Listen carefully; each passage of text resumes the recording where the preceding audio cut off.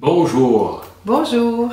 Bienvenue au Message Lumière de la famille Myriam. En ce beau dimanche du 15 septembre. Heureux de vous retrouver pour partager à nouveau avec vous notre réflexion sur l'Évangile du jour. Aujourd'hui, l'Évangile est tiré de Marc. Et on voit que Jésus, il passe du temps avec ses disciples et après les avoir interrogés sur ce que les gens disaient de lui, ce que les gens pensaient de lui, il dit à ses disciples, « Pour vous, qui suis-je? » Et là, Pierre prend la parole et dit, « Tu es le Christ. » Alors Jésus leur défendit vivement de parler de lui à personne. Et là, Jésus continue à leur enseigner. Il parle des jours difficiles qui vont venir. Il va être tué. Le troisième jour, il va ressusciter.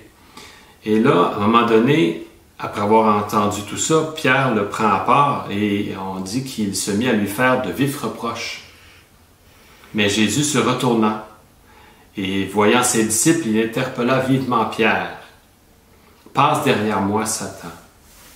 Tes pensées ne sont pas celles de Dieu, mais celles des hommes. » Et là, Jésus, appelant la foule avec ses disciples, il leur dit, « Si quelqu'un veut marcher à ma suite, qu'il renonce à lui-même, qu'il prenne sa croix et qu'il me suive.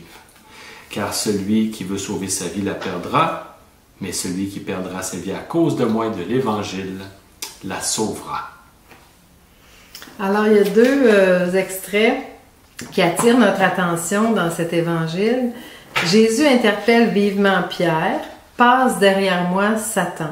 Tes pensées ne sont pas celles de Dieu, mais celles des hommes. » Alors, le Seigneur s'organise vraiment pour garder Pierre hors de danger, c'est-à-dire dans l'humilité.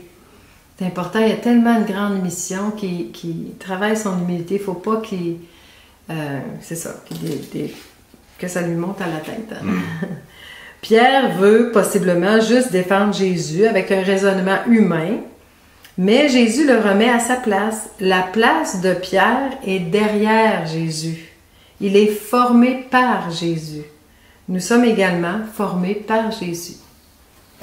Un autre extrait, c'est « Si quelqu'un veut marcher à ma suite, qu'il renonce à lui-même, qu'il prenne sa croix et qu'il me suive. » Et quelquefois, on refuse de suivre Jésus, comme le jeune homme riche dans l'Évangile de Marc.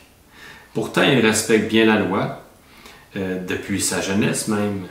Mais suivre Jésus après avoir tout vendu, là, pour lui, c'est vraiment trop difficile. Hein? On le comprend. Oui.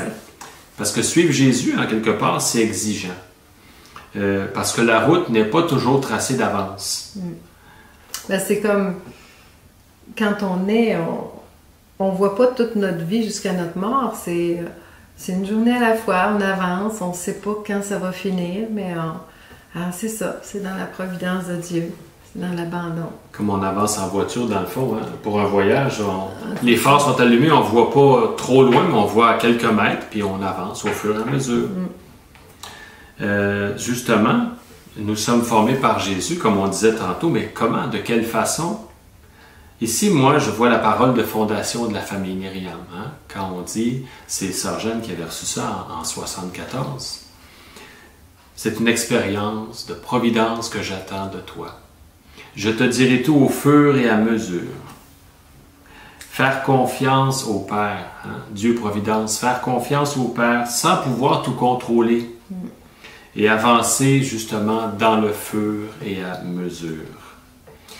Ça nous rappelle, Madou et moi, on l'a exprimé le fur et à mesure à l'achat de notre maison. C'était difficile, on en avait visité quelques-unes, c'était pas dans nos prix. Et pour nous, là, c'était vraiment très, très difficile à concevoir comment on va y arriver. On priait ça. À un moment donné, j'étais au téléphone avec une dame, c'est concernant sa fille là, par rapport à une fin de semaine, hein, une retraite de ressourcement. Puis à la fin de notre conversation, je lui ai dit comme ça, « Vous connaissez pas quelqu'un qui a une maison à vendre? » Puis elle me dit, « Ben oui, justement, sur ma rue. » J'en parle avec Mado, puis on dit, bon, on va aller voir ça. Et rendu là, ben, on s'aperçoit que oui, c'est une petite maison qui peut être très intéressante, sur un grand terrain, des travaux à faire, mais vraiment, c'était une surprise pour nous. On ne connaissait même pas cette ville-là, Mais c'est pour se rendre compte que c'était tout près de... À 10 minutes Hein? de mon travail à ce moment-là. Voilà.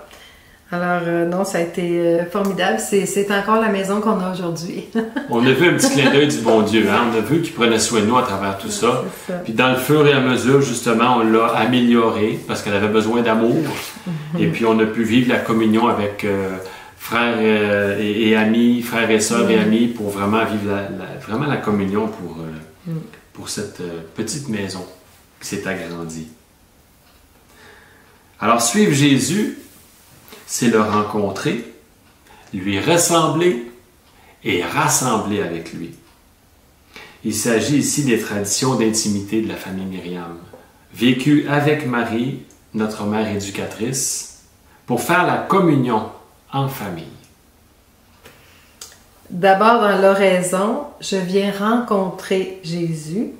C'est pas la première fois qu'on en parle, mais c'est tellement important. Alors, comme il nous l'a montré, comme Jésus nous l'a montré en rencontrant régulièrement son Père. Et nous, on lui demande comment faire la communion aujourd'hui, une journée à la fois. Ensuite, je fais des efforts pour lui ressembler, avec des oui d'amour, dans des gestes de bonté, de bienveillance. Ressembler à Jésus, c'est être miséricordieux. Et là, on cite Éloi Leclerc, un prêtre franciscain qui nous parle de la miséricorde. Il nous dit « La miséricorde est une disposition intérieure qui rend l'homme proche des autres, attentif, compatissant et secourable à toute détresse. Elle est tout d'abord la miséricorde d'une bienveillance qui s'interdit de juger et de condamner. Et finalement, je rassemble avec Jésus dans l'offrande, change tout, c'est-à-dire en bénédiction Jésus. Jésus nous invite tous à le suivre de façon intime. Et on vous laisse sur une question. Suivre Jésus pour toi, c'est quoi? Suivre Jésus pour toi, c'est quoi? Bonne réflexion. À la prochaine!